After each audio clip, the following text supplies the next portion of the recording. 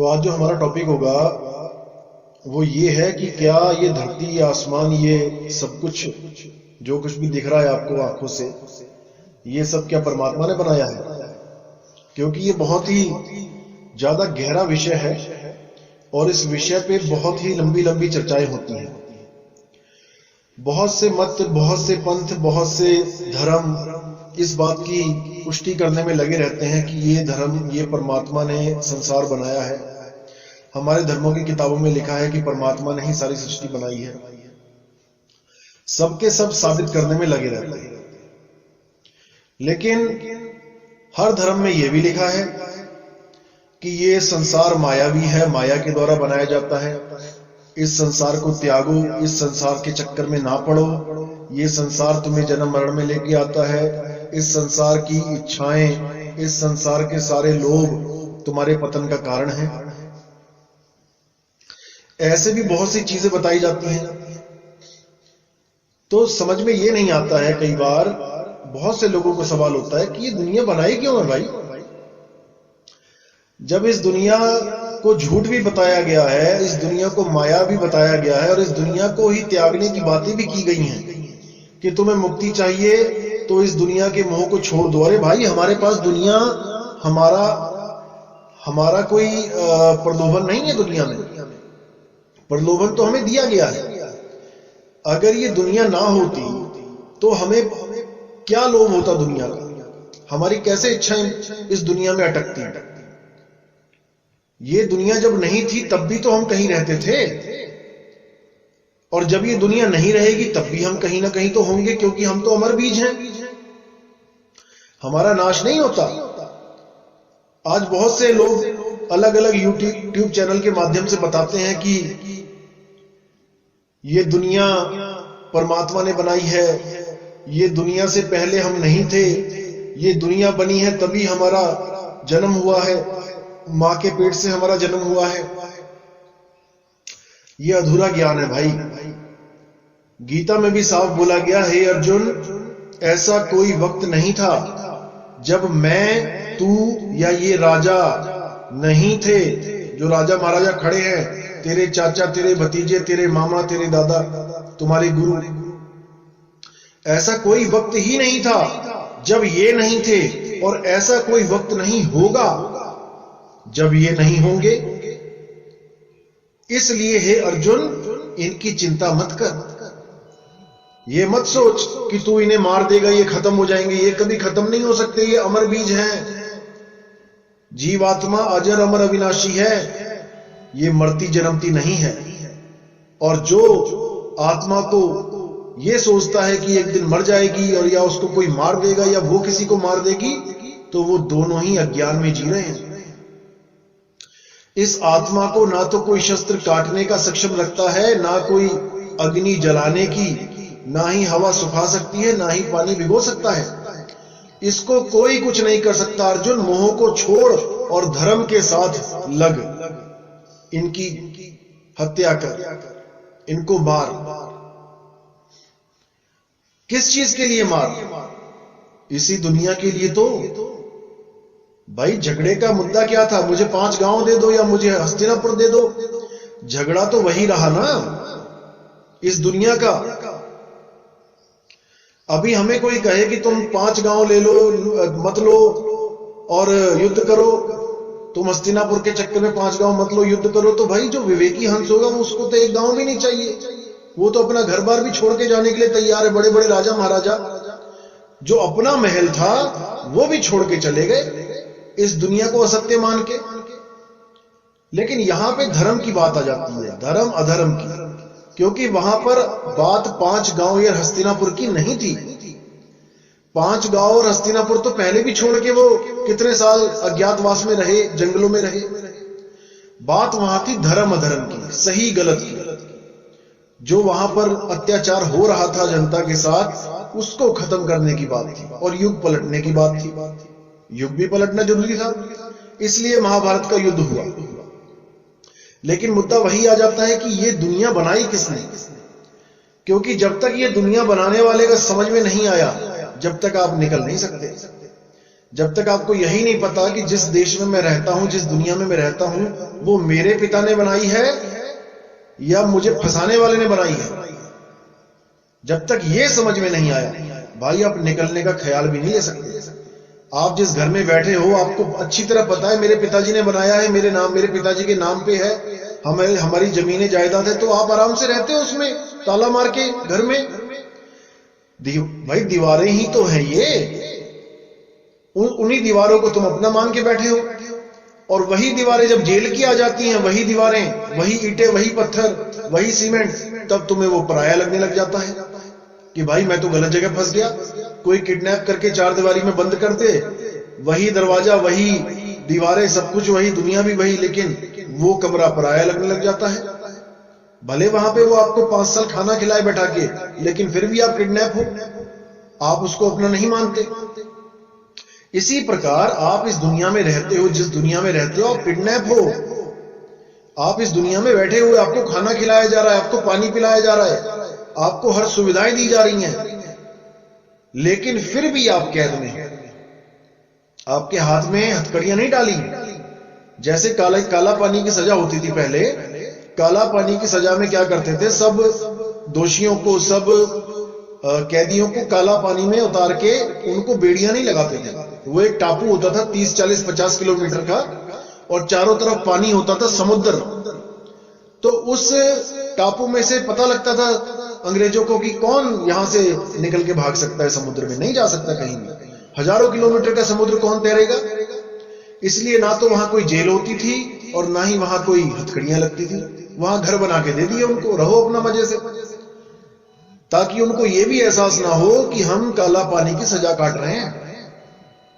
धीरे धीरे वहां पे शादियां होने लगी, बच्चे पैदा होने लगे। आगे से आगे जब जनरेशन बढ़ी तो वो बच्चे उसी माहौल में पैदा हो गए, वहीं जेलों में पैदा हुए, जेलों में ही दूसरे बच्चों के साथ खेलने लगे, बड़े होने लगे। धीरे धीरे धीरे दादाजी भी मर गए, पापा जी भी मर गए, एक तो जनरेशन खत्म हो गई। और वो जो बच्चे पैदा हुए थे उनको तो कभी सपने में भी नहीं पता लगा कि ये जेल है।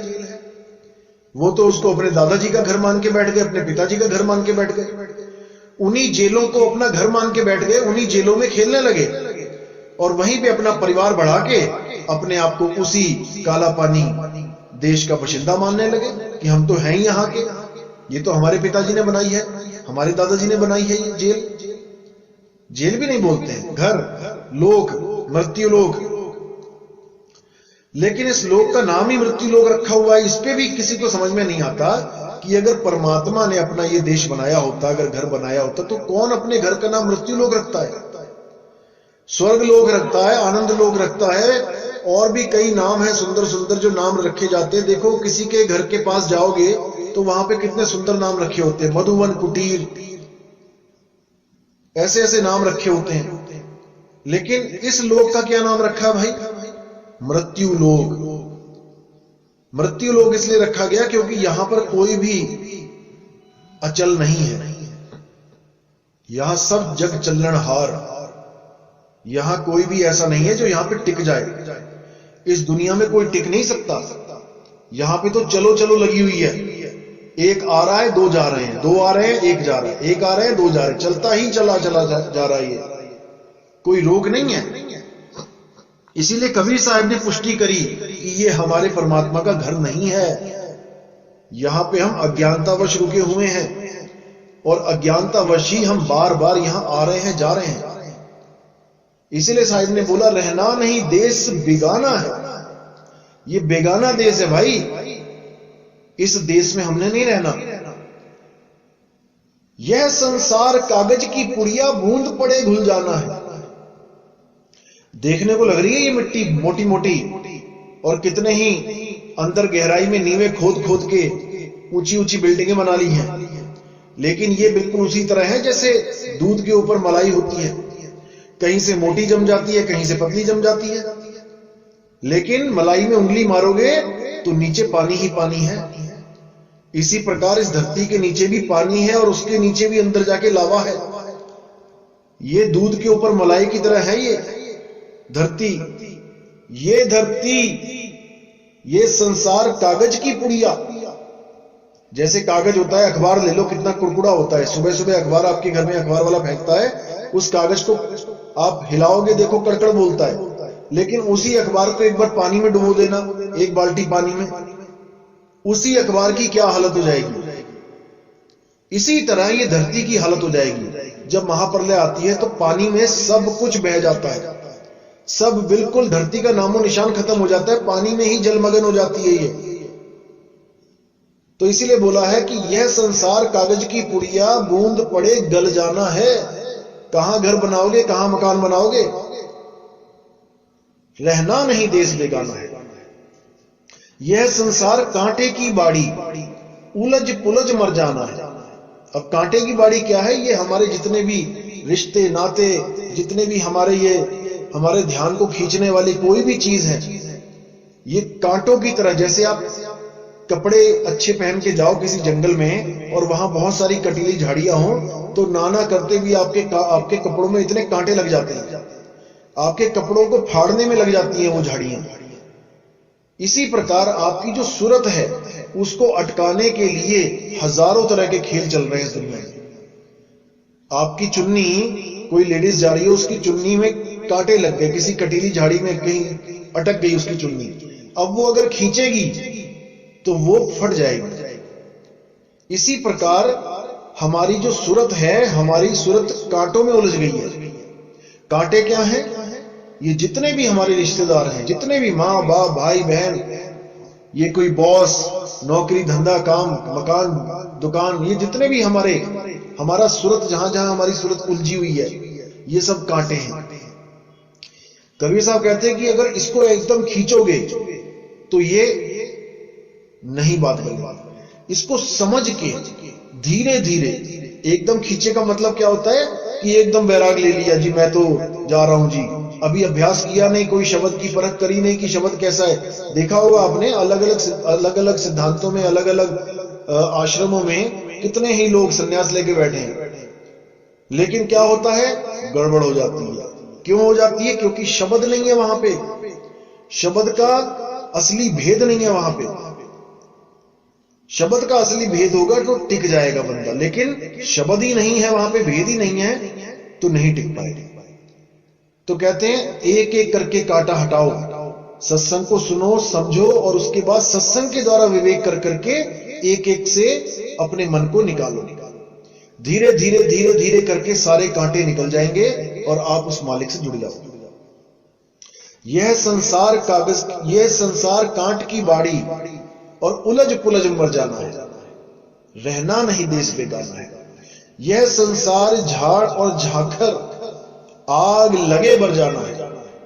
ये जितना भी संसार आपको दिख रहा है, ये केवल चलता हुआ दिखाई दे रहा है। असल में ये सब मृत हैं, ये सब मुर्दे हैं। हम एक दूसरे को जिंदा समझ रहे हैं कि ये भी जिंदा है, वो भी जिंदा है, जो चल रहा है वो जिंदा है, जो मर गया वो मृत है, लेकिन ऐसा नहीं है। जितनी भी चीजें हमें इन आंखों से दिख रही हैं वो सब मृत हैं, मरी हुई हैं। केवल धोखा लग रहा है हमें कि हम जिंदा हैं। यही चीज अर्जुन को भी समझाई गई कि हे अर्जुन, जो तुम्हें ये सब दिखाई दे रहे हैं ये पहले से ही मरे हुए हैं, क्योंकि जो चीज मृत है तुम उसी को देख सकते हो, जो चीज अमर है तुम्हारी दृष्टि उसको नहीं देख सकती। तुम्हें क्या दिखाई दे रहा है? ये 5 तत्वों का शरीर, उसमें खून निकलता दिखाई दे रहा है, हवा चलती, सांस चलती दिखाई दे रही है, गर्मी दिखाई दे रही है, थर्मामीटर से नाप रहे हो। ये सब जो भी चीजें दिख रही हैं भाई, ये तो मृत हैं। इनको जो चला रहा है उसको देखो, वो कौन है? वो है अमर जीव, वो अमर जीव है। जब तक अमर जीव को नहीं जान पाओगे कि जीव अमर है, कैसे इस शरीर में फंसा, कौन से द्वार में से इस शरीर में आया और कौन से द्वार से वापस जाएगा, जब तक इसका बोध नहीं होगा, जब तक बात नहीं बनेगी। अब कोई कहता है कि ये नाभि द्वार से आया, कोई कहता है ये हृदय से आया। कुछ लोग स्वास्तिक, आपने स्वास्तिक देखा होगा, स्वास्तिक में क्या होता है? स्वास्तिक एक ऐसी चीज है जो वेदों में पुराणों में भी आई है। अब कुछ लोग स्वास्तिक को लेके बैठ जाते हैं कि स्वास्तिक ही सार शब्द है, स्वास्तिक 52 अक्षरों से परे है, स्वास्तिक ही सब कुछ है। इस स्वास्तिक के ऊपर भी सत्संग करूंगा। तो कुछ लोग स्वास्तिक को मानने लग जाते हैं कि स्वास्तिक की वजह से ये जीवन चल रहा है, वही सार शब्द है। और स्वास्तिक में 4 हिस्से होते हैं, 4 चैम्बर, उसको हृदय बता दिया जाता है कि हृदय में जैसे 4 चैम्बर होते हैं, स्वास्तिक के 4 चैम्बर एक ही बात है, यानी हृदय में ही परमात्मा का वास है। क्योंकि गीता में भी बोला गया है कि मैं सब जीवों के हृदय में वास करता हूं, लेकिन जीवों के हृदय में बोला गया है, जीवों के शरीर के हृदय में नहीं बोला गया है। जीवों का हृदय अलग होता है और शरीर का हृदय अलग होता है। शरीर का हृदय होता है नाशवान और जीवों का हृदय होता है वो अविनाशी, वो आत्मा, शुद्ध चैतन्य स्वरूप आत्मा, जिसमें परमात्मा का वास बताया जाता है। तो इसलिए साहिब ने फिर बोला कि यह संसार झाड़ और झाकड़ आग लगे बर जाना है, कहें कबीर सुनो भाई साधु सतगुरु नाम ठिकाना है। कि अगर तुम्हारा कोई ठिकाना है इस दुनिया में तो भाई वो केवल नाम है।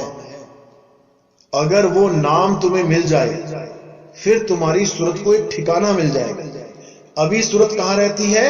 अभी इस शरीर में रहती है, देह में रहती है, और हर अवस्था में अलग अलग स्थानों पे रहती है। जैसे जागृत में आंखों में रहती है, स्वप्न में कंठ में रहती है, सुषुप्ति में हृदय में रहती है, ऐसे ही अलग अलग अवस्थाओं में अलग अलग स्थानों पे रहती है। इसके बारे में भी मैं पूरा सत्संग करूंगा, हर चीज समझ में आएगी। लेकिन जब शरीर त्याग देती है तब कहां रहती है? मुद्दा ये है, शरीर त्यागेगी और ठिकाना नहीं मिलेगा तो वापस किसी ना किसी शरीर में प्रवेश करेगी। जैसे आपका 5 करोड़ का मकान है, 10 करोड़ का मकान है, 20 करोड़ का मकान है, एकदम ढह गया, भूकंप आया, ढह गया। अगर बैंक में पैसे हैं तो दोबारा बना लोगे, अगर पैसे नहीं है तो क्या करोगे? तो किसी ना किसी गुफा में, किसी ना किसी पेड़ के नीचे, कहीं ना कहीं पल्ली लगा के, कोई बरसात से बचने के लिए तरपाल लगा के, कोई ना कोई छोटा मोटा कमरा तो बना ही लोगे। क्योंकि हमें बिना शरीरों के रहना नहीं आ रहा है। हम कहीं ना कहीं शरीर ढूंढेंगे और शरीर ढूंढेंगे तो हम देह में आ जाएंगे। इसीलिए साहिब कह रहे हैं कि शरीर त्यागने से पहले अपने रहने का इंतजाम कर लो। कहां रहना है? कहें कबीर सुनो भाई साधो सतगुरु नाम ठिकाना है। जो नाम है वही तुम्हारा ठिकाना है, उसी नाम में जाके समाना है। और वो नाम कभी नाश नहीं होता, उस नाम का कभी नाश नहीं होगा, क्योंकि वो सत्य है, सत्य नाम है। उसी सत्य नाम में जब आपकी सूरत लग जाएगी, आप इस देही को ऐसे छोड़ दोगे जैसे किराए के कमरे को तब छोड़ दिया जाता है जब हम अपने घर को जाते हैं खुशी खुशी। कोई बंदा किसी दूसरे शहर में पूरा सारी उम्र काम किया उसने, अब जब वो रिटायर हो गया, सरकार ने पैसे दे दिए, तब वो क्या कर रहा है? उस शहर को, उस घर को, उस किराए के मकान को, सरकारी क्वार्टर को खुशी खुशी छोड़ रहा है और अपने घर को जा रहा है। इसीलिए बोला गया कि संत मुए क्या रोइए, जो अपने ग्रह को जाए रोवो साकट बापुरा, जो हाटो हाट बिकाए। संत किसको बोला गया है? जो अपने घर की जानकारी रखता है, जो खुद भी जानता है मैं कहां जाऊंगा, और अपने शिष्यों को भी वो भेद बता के जाता है कि बेटा अगर तुमने भी वापस आना हो घर को, तुम ये काम कर लेना, ये चीज अच्छी तरह समझ लो, अगर तुमने भी वापस जाना है तो कहते हैं संत मुए क्या रोइए, जो अपने ग्रह को जाए, जो अपने मालिक के पास जा रहा है, जो अपने असली घर को जा रहा है, उसके मरने पे क्या रोते हो भाई? वो तो खुशी खुशी जा रहा है। रोवो साकट बापुरा, उस आदमी के रोने पे शोक मनाओ जिसने ना तो कभी परमात्मा की चर्चा करी, ना ही उसने कभी किसी गुरु से ज्ञान प्राप्त किया। जैसे तैराक बच्चे हैं, 100 तैराक बच्चे हैं और एक बच्चा जिसने तैराकी नहीं सीखी, उन 101 बच्चों को जब पानी में फेंक दिया गया तो रोना किसके लिए है? उसके लिए है जो तैरना नहीं जानता। गिरे सभी पानी में हैं, लेकिन उन 100 बच्चों के लिए कोई नहीं रो रहा है, क्योंकि उनको तैरना आ गया। केवल वो एक बच्चा जो है उसके लिए सारी जनता रो रही है कि भाई इसको तैरना नहीं आता था, इसने कभी गुरु धारण नहीं किया, अब ये भवसागर में गोते खाए। तो इसीलिए साहिब ने बोला कि जिस मरने से जग डरे और मेरे मन आनंद, मरने पर ही पाइए पूर्ण परमानंद। आज जो लोग कहते हैं कि शरीर के अंदर ध्यान लगाओ, त्रिकुटी में ध्यान लगाओ, ये त्रिकुटी जो होती है ये योगियों का 10वां द्वार होता है।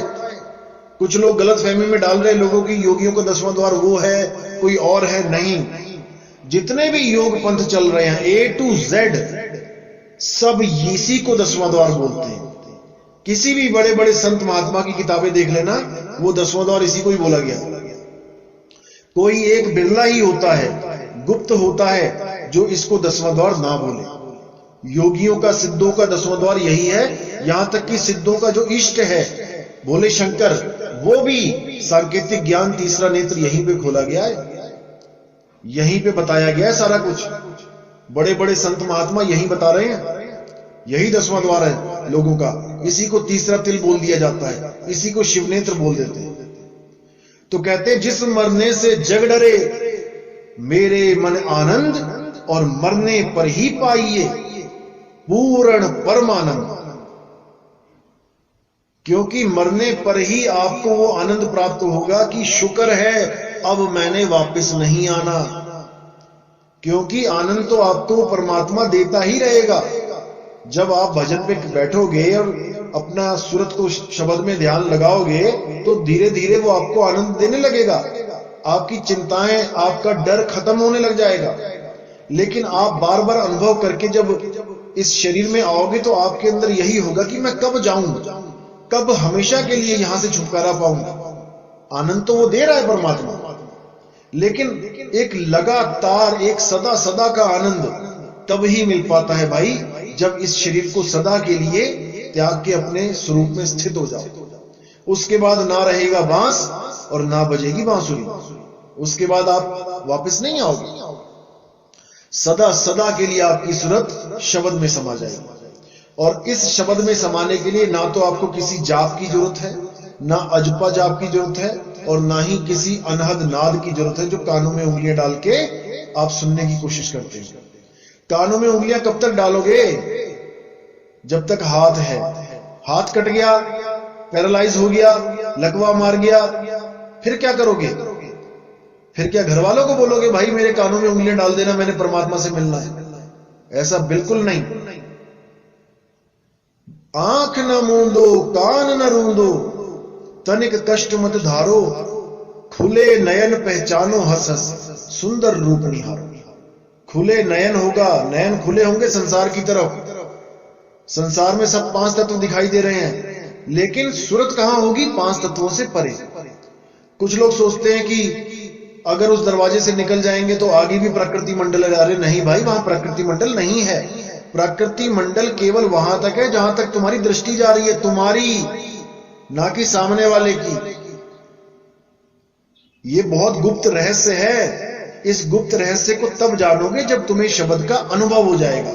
तब पता लगेगा कि वहां न जल है, न पानी है, न हवा है, न अग्नि है, न आकाश है। वहां 5 तत्वों से न्यारी अवस्था है वो शब्द में, शब्द की अवस्था है वो। वहां 5 तत्व नहीं है। लेकिन ये अनुभव का विषय है, करने का विषय है, कथनी का विषय नहीं है। तो इसको अच्छी तरह समझ के परमात्मा के सही रास्ते पे चलना है। दुनिया क्या कहती है उसको कहने दो। दुनिया ने तो अड़चने डाली ही हैं, अब भी डालेंगी, कोई बात नहीं। हमने अपने रास्ते पे चलते जाना है, हमने सत्य का साथ देना है। तो आज का सत्संग यही समाप्त करते हैं। बोले सतगुरु बंदी छोड़ कबीर साहिब की जय।